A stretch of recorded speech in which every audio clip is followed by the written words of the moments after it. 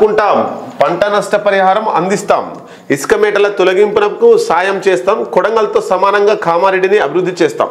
కామారెడ్డిలో వరద బాధితులకు సీఎం రేవంత్ రెడ్డి భరోసా. వరద ప్రభావిత ప్రాంతాల్లో పర్యటించిన ముఖ్యమంత్రి కేంద్రం నుంచి ఎన్ని వస్తే అన్ని నిధులు రాబట్టుకోవాలని వ్యాఖ్య. గతంలో కామారెడ్డిలో పోటీ చేసిండు కేసీఆర్, పోటీ చేసిండు, అట్లాగే మన రేవంత్ రెడ్డి పోటీ చేసిండు. ఇద్దరు ముఖ్యమంత్రులు అంటే ఒక ఆయన ప్రస్తుత ముఖ్యమంత్రి, ఒక ఆయన కాబోయే ముఖ్యమంత్రి, ఇద్దరిని కూడా అక్కడ ఉన్నటువంటి కామారెడ్డి ఎమ్మెల్యే ఆయన ఓడగొట్టిండు. ప్రస్తుతానికి బీజేపీ నుంచి గెలిచిండు. ఇద్దరు ఓడిపోయారు. కేసీఆర్ ఓడిపోయిండు, రేవంత్ రెడ్డి ఓడిపోయిండు. అంటే ఇద్దరు స్థానికులు కాదు, వాళ్ళు గెలిచిన ఈ నియోజకవర్గాన్ని పట్టుకొని ఉండరు అనేటువంటిది అక్కడ ఉన్నటువంటి ప్రజలలో వచ్చి రేవంత్ రెడ్డిని ఓడగొట్టారు, అట్లాగే కేసీఆర్ను ఓడగొట్టారు. అక్కడ స్థానికుడు అయినటువంటి కాటపల్లి జనార్దన్ రావు ఉన్నది, ఆయనను గెలిపించారు.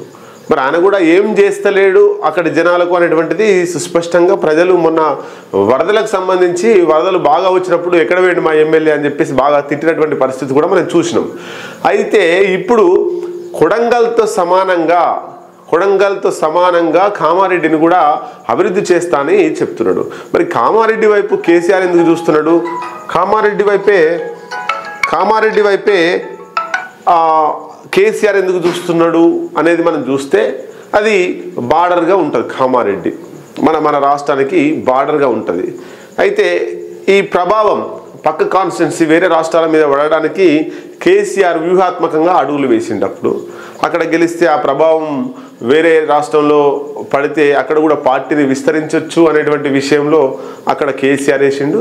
ఆయన మీద ఎట్లయినా నేను నెగ్గాలని చెప్పేసి రేవంత్ రెడ్డి కూడా అక్కడ నామినేషన్ వేసిండు. మరి ఇది జరుగుతున్న తరుణంలో స్థానికులు కాబట్టి అక్కడ ఉన్నటువంటి బీజేపీకి క్యాండిడేట్ గెలిపించారు, ఇద్దరిని కూడా ఓడగొట్టారు.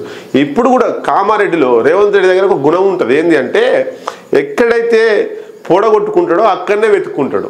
ఒక దగ్గర పొడగొట్టుకొని ఇంకో దగ్గర వెతుక్కోడు. గతంలో కొడంగల్లో బీఆర్ఎస్ పార్టీ నుంచి బీఆర్ఎస్ అభ్యర్థి గెలిచినా కూడా ఈయన కాంగ్రెస్ పార్టీ నుంచి పోటీ చేసి ఓడిపోయిండు. ఓడిపోతే మల్కాజ్గిరికి వచ్చి ఎంపీగా గెలిచిండు.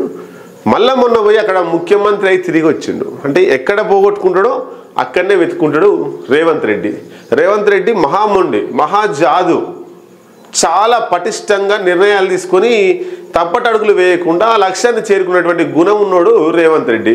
కాబట్టి కామారెడ్డిలో ఓడిపోయాడు కాబట్టి ఈసారి ఏదేమైనా సరే కామారెడ్డిలో మళ్ళా పోటీ చేసి గెలవాలనే ఆలోచనతో కామారెడ్డి ప్రజలకు రేవంత్ రెడ్డి అక్కడ ఎమ్మెల్యే గెలిపించాలనే ఆకాంక్షను తీసుకొచ్చడానికే కామారెడ్డిని అభివృద్ధి చేస్తా అని చెప్పేసి కామారెడ్డిలో నిన్న పర్యటన చేసిండు. దానికి సంబంధించి ఆ వార్త మనం చూడొచ్చు.